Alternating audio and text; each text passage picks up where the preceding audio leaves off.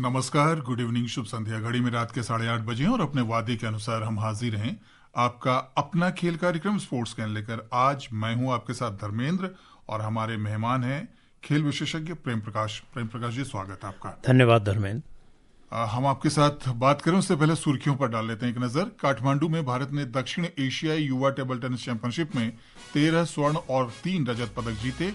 पुरुषों में Superbet rapid and blitz शतरंज टूर्नामेंट में अरविंद चिदम्बरम ने पूर्व विश्व चैंपियन बुल्गारिया के वैसलिन टोपोलोव को हराया। जयपुर में आईपीएल क्रिकेट में राजस्थान रॉयल्स और गुजरात टाइटंस का मुकाबला जारी। और सुदीरमन कप बैडमिंटन के फाइनल्स में कल ग्रुप डी के अपने दूसरे मैच में भारत इंडोनेशिया के साथ खेलेगा।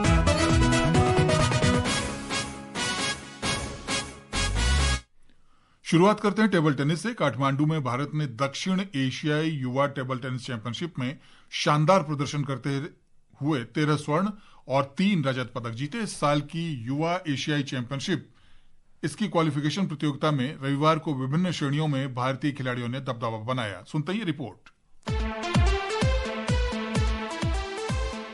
भारतीय टीम ने अंडर 19 लड़कियों, अंडर 15 लड़कों और अंडर 15 लड़कियों के वर्ग में 3 स्वर्ण पदक जीते। भारतीय खिलाड़ियों ने अंडर 19 और अंडर 15 डबल्स और मिक्स्ड डबल्स स्पर्धाओं सहित सभी 6 स्वर्ण पदक भी अपने नाम किए। इसके अलावा भारत ने अंडर 19 लड़कों और लड़कियों के सिंगल्स मुकाबलों में 4 स्वर्ण पदक हासिल किए। टीम स्पर्धाओं में पृथा वर्तिकार, अनन्या चंदे, हार्डी पटेल और दिया ब्रह्मचारी ने नेपाल को 3-1 से हराकर अंडर 19 लड़कियों का स्वर्ण पदक जीता। प्रतीति पॉल, आरुषि नंदी, अद्विका अरवल और तन्मयी साहा ने अंडर 15 लड़कियों के वर्ग में श्रीलंका को 3-0 से हराकर स्वर्ण पदक जीता। अंडर 19 लड़कों के सिंगल्स फाइनल में कुशाल चोपड़ा ने अपने साथी खिलाड़ी आर बालामुरुगन को 3-1 से हराकर स्वर्ण पदक जीता। अंडर 19 लड़कियों के सिंगल्स में भी शीर्ष 2 स्थान भारतीयों के नाम रहे, जब अनन्या चंदे ने पृथा वार्तिकार को 3-1 से हराकर स्वर्ण पदक जीता। सरफिरोजी, स्पोर्ट्स कैन। तो प्रिय प्रकाश, अगर टेबल टेनिस की बात करें, जो प्रदर्शन काठमांडू में भारतीय जूनियर खिलाड़ियों ने किया है वो निश्चित रूप से सराहनीय है, क्योंकि टेबल टेनिस एक ऐसा स्पोर्ट्स रहा है जिसमें भारत की बहुत ज्यादा ताकत रही नहीं है। चाइना जैसी टीमें हैं, उसके सामने भारतीय टीम का प्रदर्शन बहुत निखर कर सामने नहीं आता। लेकिन हाल के दिनों में जो प्रदर्शन आए हैं और जो ये युवा प्रतिभाएं हैं, काफी उम्मीदें जगाती है। जी बिल्कुल। मैं जो है पहले भी कई बार हमारे इस कार्यक्रम में कह चुका हूं कि जिस तरीके से देश में एक नई खेल संस्कृति का उदय हुआ है, वहां हमको ये जो नए खिलाड़ियों के लिए अलग अलग प्लेटफॉर्म्स जो डेवलप किए गए हैं, उसका मुझे लगता है कि बहुत अच्छा ये परिणाम है। और ये वो खिलाड़ी हैं जो कल को जाके देश का प्रतिनिधित्व बड़े इवेंट्स में करेंगे, जहां चाहे एशियन गेम्स की हम बात करें, कॉमनवेल्थ की बात करें या फिर ओलंपिक्स की बात करें। तो मुझे ऐसा लगता है कि सोचने वाली बात सिर्फ ये है कि हम इस प्रदर्शन को कहां तक लेके जा सकते हैं। तो हालांकि ये हमारी बेंच स्ट्रेंथ है, जिसपे मुझे लगता है कि हमको गर्व करना चाहिए। पोलैंड के वॉर्सो में सुपरवेट रैपिड एंड ब्लिट्ज शतरंज टूर्नामेंट में भारत के अरविंद चिदम्बरम ने दूसरे दिन बेहतर प्रदर्शन करते हुए पूर्व विश्व चैंपियन बुल्गारिया के वैसलिन टोपोलोव को हराया।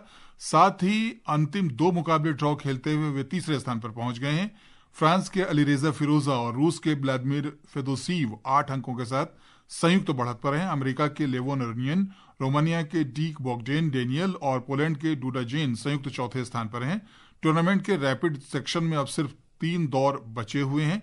टोपोलोव सबसे नीचे चल रहे हैं। प्रज्ञानंदा की बात करें तो वो भी प्रतियोगिता में है, लेकिन 5वें स्थान पर संयुक्त रूप से हैं। ये जो टूर्नामेंट है, इसमें एक नए सुपरस्टार की कह सकते हैं शतरंज की बिसात पर जो है चमक दिखाई दे रही है भारत के लिए, अरविंद चिदम्बरम। ये नाम बहुत जाना पहचाना नहीं है, लेकिन वही जो हम बेंच स्ट्रेंथ की बात करते हैं या युवा उभरते हुए खिलाड़ियों की बात करते हैं, उसी की एक बात। बिल्कुल बिल्कुल। अभी फिलहाल देश में एक अंदर एक ऐसा हर खिलाड़ी के बीच में एक ऐसा कंपटीशन डेवलप हो गया है कि हर कोई चाहता है कि मुझे भी जो है अपने देश को अंतर्राष्ट्रीय स्तर पर जाके रिप्रेजेंट करना है।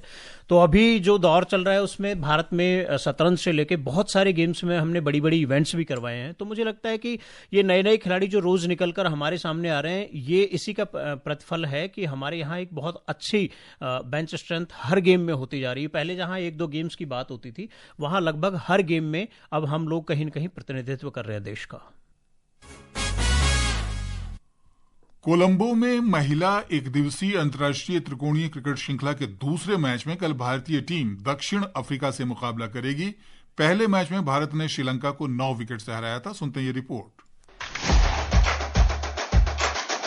मेजबान टीम के खिलाफ एक तरफा जीत से अपने अभियान का आगाज करने वाली भारतीय महिला टीम अपने दूसरे मैच में दक्षिण अफ्रीका के खिलाफ मैदान पर उतरेगी तो उसकी कोशिश जीत की लय बनाए रखने की होगी। कल श्रीलंका पर 9 विकेट की बड़ी जीत के साथ भारतीय टीम ने एक दिवसीय मैचों में लगातार 7वीं सफलता हासिल की। दक्षिण अफ्रीका को भारत ने दोनों देशों की पिछली एक दिवसीय श्रृंखला में 3-0 से हराया था। इस मैच में भी स्पिनरों से महत्वपूर्ण भूमिका निभाने की उम्मीद है। भारतीय टीम हालांकि प्रमुख तेज गेंदबाजों की गैर मौजूदगी में अपने युवाओं के प्रदर्शन पर करीब से नजर रखना जारी रखेगी, क्योंकि टीम इस साल के अंत में घरेलू मैदान पर होने वाले 50 ओवर के विश्व कप से पहले एक कोर ग्रुप की पहचान करना चाहती है। उधर दक्षिण अफ्रीका की टीम नए कोच मंडल माशिम्बी की देखरेख में टूर्नामेंट में अपना आगाज यादगार तरीके से करना चाहेगी। दक्षिण अफ्रीका की टीम अनुभवी हरफन मौला मारिजाने कैप के बिना खेलेगी। उन्हें इस श्रृंखला के लिए आराम दिया गया है। टीम को ऐसे में शानदार लय में चल रही सुने लुस, लॉरा वोलवॉट, नादन डी क्लार्क और क्लो ट्रायोन से बेहतर प्रदर्शन की उम्मीद होगी। मासा बाता क्लास, हरफन मौला, एनरी डर्कसेन और नादन डी क्लार्क तेज गेंदबाजी विभाग की जिम्मेदारी संभालेंगे। दोनों टीमों के बीच मुकाबला कांटे का रहने की उम्मीद है। आकर्षिता सिंह, स्पोर्ट्स स्कैन। भारतीय महिला टीम ने पहला मैच तो बेहद शानदार तरीके से 9 विकेट से जीता। ये जो दूसरा मैच है, ये थोड़ा जो मुकाबला है वो मजबूत टीम के साथ है और दक्षिण अफ्रीका की टीम भारत को अक्सर परेशान करती रही है महिला क्रिकेट की। अगर हम बिल्कुल, कल का मैच जो श्रीलंका के साथ हुआ वो तो लगभग एक तरफा सा मैच था, लेकिन हम ये बात जो है दक्षिण अफ्रीका के साथ नहीं कह सकते क्योंकि उसकी टीम भी मजबूत है। हालांकि भारत का जो प्रदर्शन अभी चल रहा है और पिछले मुकाबलों में जिस तरीके से, पिछली श्रृंखला में जिस तरीके से भारत ने जीत दर्ज की थी, वो मुझे लगता है वो कॉन्फिडेंस भारतीय टीम के साथ है। लगातार जिस तरीके से अभी रिपोर्ट में कहा गया कि 7 मैचेस भारतीय टीम कंटिन्यू जीत रही है, तो और एक कोर ग्रुप की पहचान करना भी है क्योंकि आगे वर्ल्ड कप है, तो मुझे लगता है कि टीम अपनी लय बरकरार रखना चाहेगी। हालांकि दोनों टीमों की अगर बात करें श्रीलंका और दक्षिण अफ्रीका की, तो दक्षिण अफ्रीका थोड़ी सी मजबूत टीम है जिसके सामने हमको सतर्क रहना होगा। जी, और ट्रायंगुलर सीरीज काफी अहम है उन तैयारियों के सिलसिले में जिसकी हम बात कर रहे हैं कि इस साल भारत की ही मेजबानी में जो है 50 ओवर्स का वर्ल्ड कप होना है और भारत अभी तक चैंपियन नहीं बन सका है। अच्छा मौका है इस बार। बिल्कुल, निश्चित रूप से कह सकते हैं कि जब अगर आप जो है यहाँ का अपना एक जो होम ग्राउंड का या होम कंट्री का जो सपोर्ट है वो उनके पास रहेगा और जिस तरीके से टीम चल रही है, तो मुझे लगता है कि आशा की जा सकती है कि इस बार शायद हम लोग जो है जीते वर्ल्ड कप। जी, और उधर आईपीएल क्रिकेट की अगर बात करते हैं तो जयपुर में इस समय राजस्थान रॉयल्स का मुकाबला गुजरात टाइटंस के साथ चल रहा है और राजस्थान रॉयल्स ने टॉस जीतकर पहले गेंदबाजी का फैसला किया है और जो हमें अंतिम जानकारी मिली थी उसके अनुसार गुजरात ने 12 ओवर में 1 विकेट पर 107 रन बना लिए थे। अंक तालिका में गुजरात टाइटंस 8 मैच में 12 अंक के साथ दूसरे स्थान पर है। राजस्थान रॉयल्स ने 9 मैच खेले जिसमें उसके सिर्फ 4 अंक हैं। तालिका में राजस्थान 10 टीम में 9वें स्थान पर है। अगर राजस्थान की बात करते हैं तो उम्मीदें तो इस टूर्नामेंट के प्लेऑफ तक पहुंचने की लगभग समाप्त हो चुकी हैं। अब उनके लिए मुकाबला और ये टूर्नामेंट सिर्फ इस लिहाज से अहम रह गया है कि अपनी स्थिति वो दर्ज कराएं बेहतर तरीके से। बिल्कुल, मैं थोड़ा सा अपडेट कर दूं। अभी जो है गुजरात ने 14.3 ओवर में 138 रन बना लिए हैं 1 विकेट खोकर और बहुत अच्छे अभी जो है शुभमन गिल और जोस बटलर खेल रहे हैं। राजस्थान की टीम के अगर पिछले 3-4 मैचेस का रिव्यू हम लोग करें तो जैसे अंतर्राष्ट्रीय लेवल पर कई बार साउथ अफ्रीका की टीम के साथ ये स्थिति हुई, वो स्थिति कहीं न कहीं राजस्थान की टीम की हुई क्योंकि टीम बहुत मजबूत है, बहुत अच्छा खेलती भी है, बहुत बड़े स्कोर भी बनाया और बहुत बड़े स्कोर चेज भी किए हैं। लेकिन पिछले कुछ 3-4 मैचेस से स्थिति ये हो गई है, तो अब समीकरण लगभग खत्म से हैं, लेकिन फिर भी कागजों पे थोड़ी सी उम्मीदें हैं क्योंकि कुछ और टीमें भी जिस तरीके से हम शुरू में बात करें, जो मुंबई इंडियंस ने जिस तरीके से अपनी एक लय पकड़ी है, जो मजबूत टीम होते हुए भी शुरुआत में बहुत पीछे थी, तो हो सकता है कोई पॉसिबिलिटी कहीं पे हो, कागजों में फिर भी एक गुंजाइश है। बाकी वैसे क्योंकि अभी 9वें-10वें नंबर पे टीम आ चुकी है तो थोड़ा सा मुश्किल है उन लोगों के लिए। और दिल्ली में आईपीएल क्रिकेट में कल दिल्ली कैपिटल्स का सामना कोलकाता नाइट राइडर्स से होगा। टीम की नजरें बीच के ओवरों में बेहतर बल्लेबाजी पर टिकी होंगी। अंक तालिका में अभी दिल्ली कैपिटल्स 9 मैच में 12 अंक लेकर चौथे स्थान पर है। दूसरी तरफ कोलकाता के 9 मैच से 7 अंक हैं और वह 7वें नंबर पर है। सुनते हैं ये रिपोर्ट। दिल्ली को अपने पिछले 4 मैच में 2 हार का सामना करना पड़ा है। टीम अब लीग चरण के अंतिम मुकाबलों में लड़खड़ाने से बचना चाहेगी। शीर्ष क्रम में अभिषेक पोरेल ने आक्रामक तेवरों के साथ बल्लेबाजी की है, लेकिन फाफ डू प्लेसी को परिस्थितियों से जल्द सामंजस्य बैठाना होगा। लोकेश राहुल मौजूदा सत्र में दिल्ली के सबसे सफल बल्लेबाज रहे हैं। अब वो सुनील नारायण और वरुण चक्रवर्ती की अनुभवी स्पिन जोड़ी के खिलाफ बेहतर प्रदर्शन करना चाहेंगे। केकेआर के पास स्तरीय स्पिनर हैं जो मेजबान टीम को कड़ी चुनौती पेश कर सकते हैं। दिल्ली को करुण नायर से भी अच्छी पारी की उम्मीद होगी। गेंदबाजी में दिल्ली के कप्तान अक्षर पटेल ने पिछले मैच में 2 विकेट चटकाए थे। तेज गेंदबाज मिचेल स्टार्क अपनी पूर्व टीम केकेआर की कमजोरी का फायदा उठाने की कोशिश करेंगे, जबकि बीच के ओवर में कुलदीप यादव ने लगातार अच्छा प्रदर्शन किया है। दिल्ली को अपने क्षेत्र रक्षण में भी सुधार करना होगा। केकेआर को प्लेऑफ में अपनी जगह बनाने की उम्मीद जीवंत रखने के लिए ये मुकाबला जीतना होगा।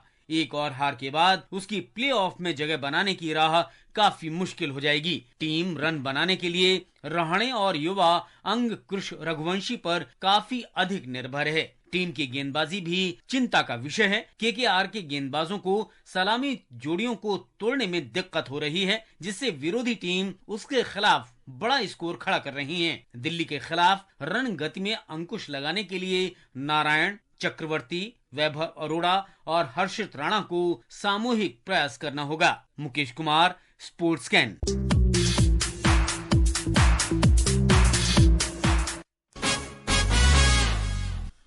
और बात अब बैडमिंटन की। सुदीरमन कप बैडमिंटन के फाइनल्स में कल भारत का मुकाबला इंडोनेशिया से होगा। पहले मैच में डेनमार्क से मिली हार के बाद भारत के लिए इस मुकाबले में जीत जरूरी है। Report.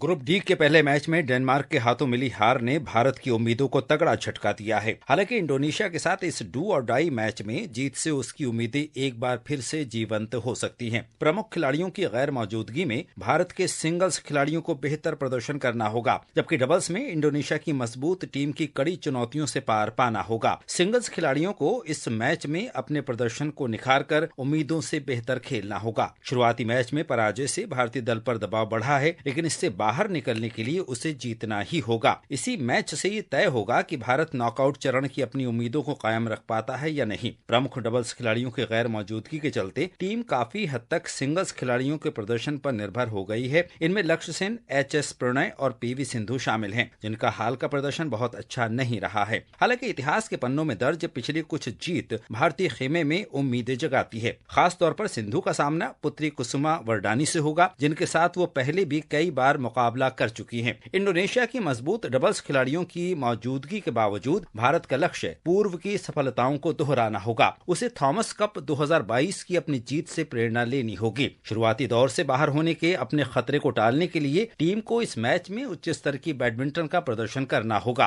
Athar Sayeed, sports can.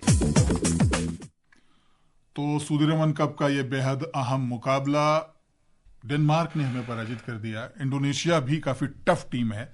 क्या उम्मीदें आपको लगती है? देखिए, बड़े नाम है तीनों के तीनों खिलाड़ी अभी जिनका हम लोगों ने जिक्र किया, और इतिहास भी उनके साथ बहुत जो है बड़ा बना हुआ है, लेकिन कुछ टाइम से लय में नहीं है। हम लोग आशा करते हैं कि वो जल्दी लय में आए और कुछ नई उम्मीदें हम लोगों को दे। बैंकॉक में भारतीय महिला बेसबॉल टीम ने क्वालिफाइंग टूर्नामेंट के फाइनल में पहुंचकर आज एशियाई कप के लिए क्वालिफाई कर लिया। भारत ने थाईलैंड को 6-5 से हराया और सुपर राउंड चरण में दूसरे स्थान पर रहा। इंडोनेशिया शीर्ष पर रहा। सुपर राउंड से शीर्ष 2 टीमें एशिया कप में पहुंची हैं। चलते चलते एक और खबर। भारत की अंडर 20 महिला फुटबॉल टीम को एएफसी अंडर 20 महिला एशियाई कप थाईलैंड 2026 क्वालिफायर के ग्रुप डी में रखा गया है। भारत के साथ इस ग्रुप में म्यांमार, इंडोनेशिया और तुर्कमेनिस्तान की टीमें भी शामिल हैं। ये ड्रॉ मलेशिया के कुआलालंपुर में एएफसी हाउस में आज निकाला गया। ये ड्रॉ जो है वो भारत को दिखाता है कि भारत की टीम को काफी कठिन मुकाबलों का सामना करना पड़ेगा। और इस ग्रुप में पिछली बार के विजेता उत्तर कोरिया भी शामिल है। घड़ी की सुइयां कह रही हैं आज के हमारे स्पोर्ट्स कैन का समय समाप्त हो रहा है। स्टूडियो में आने के लिए शुक्रिया। धन्यवाद दोस्तों, फिर मुलाकात होगी। नमस्कार।